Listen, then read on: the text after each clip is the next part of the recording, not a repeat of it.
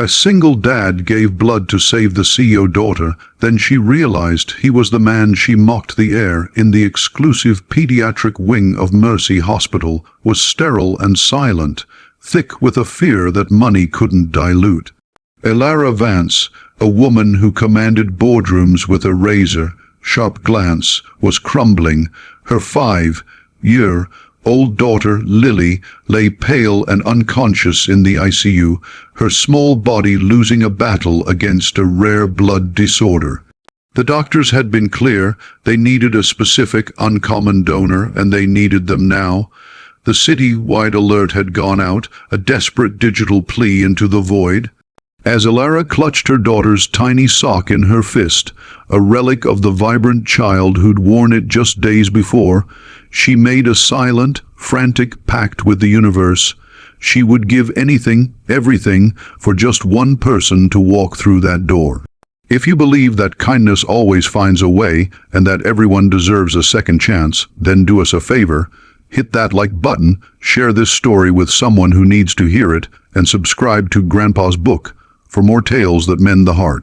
Across the city, in a small, sun-warmed apartment that smelled of peanut butter and crayons, Kaelen Reed was packing a dinosaur lunchbox.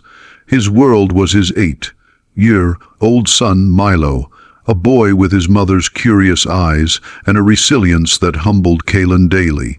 The phone call from the blood bank was an interruption, a faint buzz against the backdrop of his life. He was a universal donor, a fact noted in their system. They were desperate, the voice said. A child's life was at stake. Kaelen looked at Milo, who was carefully drawing a 3-headed dragon, and felt a visceral pull. He knew the terror of almost losing someone you love. He'd lived it. He called his sister to watch Milo, his old car coughing to life as he drove toward the gleaming hospital spire, a world away from his own. The donation process was simple.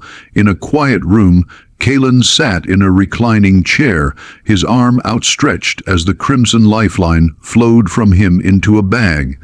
He thought of Milo. He prayed quietly for the unknown child. He didn't need thanks. The act was its own quiet reward. As he left, feeling the familiar lightheadedness, he passed the ICU waiting area. A woman in an impossibly sharp charcoal suit was speaking in low, frantic tones to a doctor. Her voice, strained with panic, was somehow familiar. He slowed, and their eyes met for a fractured second. Hers were flooded with a tempest of grief and impatience. His were tired, kind. She looked past him, through him, as if he were part of the hospital's furniture, and then it clicked. The charity gala. 2 weeks prior, he'd been working as temporary catering staff, trying to earn extra for Milo's school trip. He'd accidentally brushed against her, nearly spilling a tray of mineral water. Her reaction had been swift, cold, designed to humiliate. "Do you have any idea how much this suit costs? Some of us actually belong here," she had hissed, her friends tittering. He'd merely apologized, heat flaming his cheeks, and melted back into the walls. That woman was here. This was her child. Elara never saw the donor's face at the gala, not really. He was part of the scenery, an obstacle. Now, as the miraculous blood, his blood, began to stabilize her Lily, the fog of her dread began to lift. The head nurse, an older woman with gentle eyes, mentioned in passing the donor's name, praising his selflessness.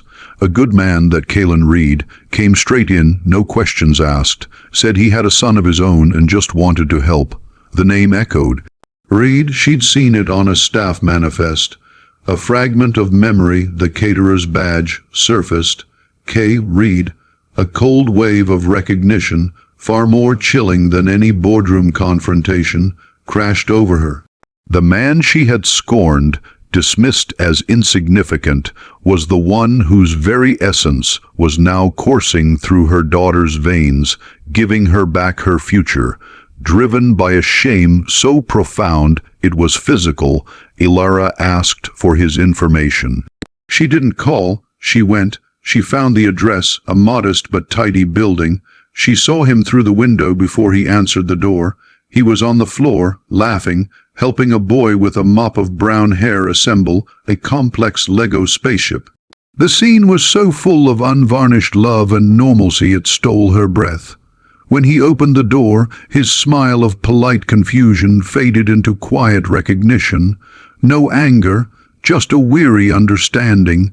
"Ms. Vance," he said, his voice softer than she deserved. She couldn't speak at first. The words, rehearsed in the car, died in her throat. Finally, they spilled out, a choked torrent of apology, of gratitude, of self-loathing. "You saved my Lily," she whispered, tears finally breaking free.